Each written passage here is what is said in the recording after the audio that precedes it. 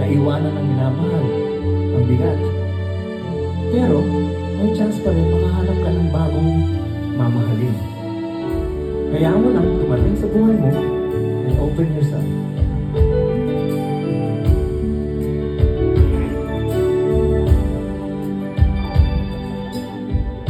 Paano mo malalaman itong pag-ibig ko sa'yo?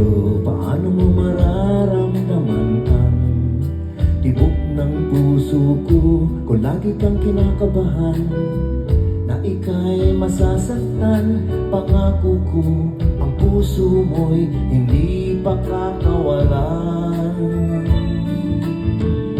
Paano mo maiintindihan na ako'y nananabik? O kailan ko kaya madarama ang tamis ng iyong halik? Kung lagi mong inaatrasan ang sugod na nagmamahal, sana naman pagbigyan mong hiling ng